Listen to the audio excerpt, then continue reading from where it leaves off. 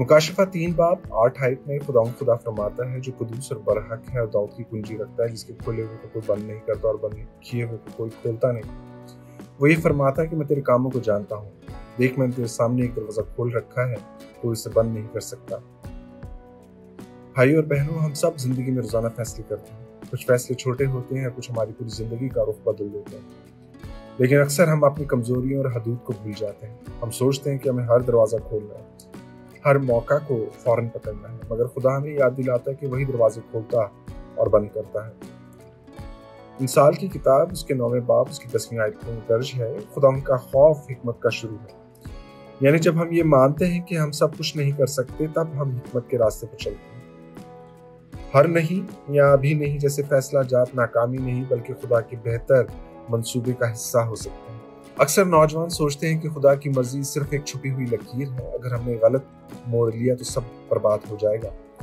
लेकिन हकीकत यह है कि खुदा अपनी मर्जी को एक वसी मैदान की तरह देखता है। जब तक हम उसके कलाम के अंदर रहते हैं, उसके हुक्मों की तामील करते हैं, तब तक हम मुख्तलिफ रास्तों पर चलकर उसकी रजा में रह सकते हैं। हजरत पौलुस रसूल ने गलातियों के नाम खत में उसके 3 बाब उसकी 22 से 23 आयत में फरमाया, रूह का फल मोहब्बत, खुशी, सलामती, हिल्म, मेहरबानी, नेकी, ईमानदारी और परहेजगारी। लिहाजा अपने आप से पूछें, क्या मेरे फैसलों से मोहब्बत बढ़ रही है या कम हो रही है?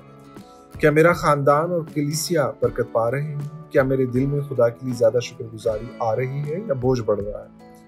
ये सवालात हमें बताते हैं कि कहाँ हाँ कहना है और कहाँ नहीं। कलीसियाई जिंदगी में हमें अकेले फैसला नहीं करना। दुआ, खुदा के कलाम और मसीह रफाकत के जरिए खुदा हमें रहनुमाई देता है। मशवरा लेने में कमजोरी नहीं बल्कि हिकमत है। याद रखें, अच्छा फैसला करने से हमेशा आसानी नहीं आती और बुरा फैसला करने से हमेशा तबाही नहीं होती। खुदा अपनी रहमत और कुदरत में हमारी गलतियों को भी भलाई के लिए इस्तेमाल कर सकता है। असल सवाल ये नहीं कि मेरा फैसला कामिल है या नहीं, बल्कि ये कि क्या मेरा दिल खुदा के करीब है या नहीं। बस भाई और बहनों, अपनी हदूद को बोझ न समझें, बल्कि उन्हें खुदा के फजल की याद दहानी समझें। जब हम अपनी कमजोरी को मानते हैं, तब खुदा की कुव्वत हम पर जाहिर होती है। आइए दुआ करें, ऐ खुदावंद, हमें हिकमत अता कर कि हम अपनी हदूद में भी तेरी मर्जी को पहचानें। हमारे फैसले तेरे जलाल के लिए हों। हमें सब्र, ईमान और पाक रूह की रहनुमाई दे।